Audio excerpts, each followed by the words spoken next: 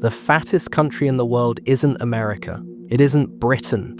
It isn't some giant fast food empire with drive-thrus on every street. Instead, the top of the list is often dominated by tiny Pacific island nations. Nauru, Tonga, Samoa, Tuvalu. Some of the smallest countries on Earth became some of the heaviest. In some, more than 70% of adults are obese. A lot of the mothers are diabetic. So when they have babies, the babies are usually large and up to 10 or so pounds. But this isn't simply a story about overeating. These islands once fed themselves. Then outsiders arrived. They took resources. They reshaped economies. They damaged the land. And when traditional food systems collapsed, they were replaced by cheap imported calories. The world's fattest countries weren't born that way. In many cases, they were built. American fast food chains dominate the restaurant landscape, their fixed low-cost menus offering a popular alternative to the island's high-priced imported food. Germany formally annexed Nauru in 1888. At first, this wasn't about a specific resource. Like much of late 19th century imperialism, it was about expanding power, trade routes, strategic influence, naval positioning, colonial prestige.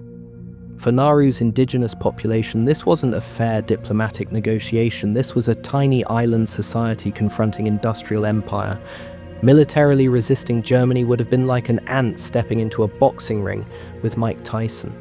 The mismatch was absurd. Germany had warships, firearms, imperial administration, regional military dominance. Nauru did not. For many colonized peoples, the practical choice was brutal: resist overwhelming force and risk destruction, or submit and survive. Colonial rule often emerged not because local populations willingly surrendered sovereignty, but because overwhelming force made meaningful resistance nearly impossible. I'm proposing to you, Professor Trush, that in 1990 that cause is irrelevant. No, the cause is not irrelevant. You're living on Hawaiian land, Mr. Reese, and what are you paying us for it? Nothing. The military is squatting on Hawaiian land. And not only that, I think, but you've got to look at the circumstances. All white people living in Hawaii benefit from that historical circumstance now. Like so many white people, again, you refuse to look at your own history as being a white person. Now, if you don't want to acknowledge that as racism, that's a problem I suggest you get over. But I acknowledge that I as certainly racism. do acknowledge that as racism. Then do you expect people to say, oh, thank you so much for banning my language? You don't think people have a right to resent bad treatment? You don't think they have a right to resent foreigners in their land? And everything changed around 1900. Prospector Albert Ellis identified Nauru's vast phosphate reserves. They contained large amounts of phosphorus, one of the essential nutrients plants need to grow. That made the reserves incredibly valuable for fertilizer. And fertilizer meant power. In practical terms, Nauru's land could help foreign empires grow and sell more crops. And feeding more people means strengthening geopolitical significance. But Germany didn't keep Nauru forever. World War I changed imperial ownership. Australia seized Nauru in 1914. After Germany's defeat, Britain, Australia, and New Zealand jointly administered the island. Nauru was just reassigned, not liberated. Its phosphate remained too valuable. Mining intensified, its people remained politically marginalized. Australia Day. Don't you mean Invasion Day?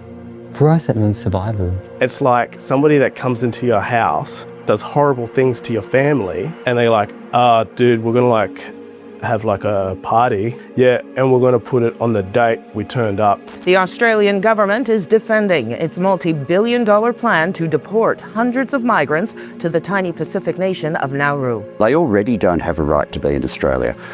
It's just because of our international responsibilities, we've had a view that we don't send them back to a place where we think there's a chance of them being persecuted. But that doesn't mean that Australia is the only country they can be in, and Nauru's been willing to help us with this. I've gone and inspected personally the accommodation and inspected the health facilities there. The standard there is good. As visas are issued, people are then taken out of the community and put into detention awaiting deportation. And until we landed this agreement with Nauru, and I'm very grateful to the government of Nauru for coming forward and offering to help Australia in this way, until that was there, we had a situation where for some people, no matter what laws they'd broken, cancelling a visa was meaningless. And as a sovereign country, we've got every right to say, you know, getting to stay here, having a visa is part of that. But the plan has sparked criticism that Australia is dumping refugees on one of the world's smallest states. Invasion Day, our survival. Racism. Over decades, phosphate mining devastated Nauru. Around 80% of its land was strip mined. Topsoil disappeared, vegetation vanished, agriculture collapsed. The fertile interior became a jagged limestone wasteland, a moonscape. And this is critical. Nauru's traditional food systems were not simply abandoned. They were dismantled. The island helped fertilize foreign farmland while destroying its own agricultural future. Its natural wealth fed other nations. Before this transformation, Pacific diets centered around things like fresh fish and root vegetables. Food was local. People hunted, farmed, gathered. Physical activity was survival. But as colonial powers reshaped these islands, communities were pushed away from subsistence living, where food was grown or caught directly, and toward cash-based systems that increasingly relied on wages and imported goods. Instead of feeding themselves, many people increasingly had to buy food through foreign-controlled markets. And once local food resilience declined, imported industrial food moved in. Remote islands are expensive to supply, so global markets prioritize shelf life, bulk shipping, and profitability, not nutrition. This is why products like Spam, white rice, sugary drinks, and instant noodles became staples, along with turkey tails, meaning fatty turkey rear cuts, and mutton flaps, fatty sheep offcuts. These products were often less desirable in wealthier nations, but exporting them created profitable new markets. Lower-value food products that may have generated little profit elsewhere became staple calories in vulnerable import-dependent nations. Cheap fatty cuts, processed meat, and industrial food found profitable new markets where traditional systems had been weakened. The surplus calories of empire became everyday survival food. It's marketed as a turkey tail, but what it really is that gland-like part that attaches the tail to the bird, and the bird uses the oils from the gland to preen its feathers. These turkey tails are marketed selectively to Pacific Islander communities. It's not easy to make the healthy choices on this island. Not a lot of the healthier food is expensive. Samoa attempted direct resistance. In 2007, it banned turkey tail imports due to severe health concerns. But when Samoa sought membership in the World Trade Organization, the outright ban became a trade issue. WTO rules generally oppose blanket discriminatory import bans. Samoa had to lift the ban. Taxes and public health measures replaced prohibition. Even when nations recognized harmful imported food systems, larger international trade structures often limited how aggressively they could resist them. Nauru developed some of the highest obesity and diabetes rates on Earth, and once phosphate wealth declined, economic vulnerability deepened.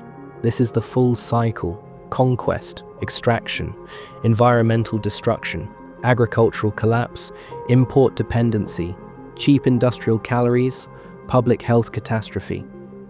So the phosphate is between those pinnacles. Yeah. So we dig out in between them, and then what we'll do is, once we've got down to where we can't dig anymore, we just shear them off, and then we rehabilitate the land. So that gets left, and as you can see, all the vegetation just settles on it and starts to grow again. Population health is shaped not simply by personal choice, but by systems. Food systems, trade systems, agriculture, urban design, history. Nauru is often cited among the fattest countries in the world, but what happened there is bigger than obesity. A tiny island was annexed, its land was consumed for agricultural wealth abroad, its food systems were dismantled, its economy was reshaped, its self-sufficiency was weakened, its markets were flooded with cheap industrial calories. The phosphate helped feed empires, the aftermath helped fuel disease, and over generations, the consequences became visible in human bodies. There was an argument that the vast amount of Australian taxpayer dollars flowing to Nauru would help with Nauru's development, roads, hospitals for the common populace, local populace. All right, well, it didn't.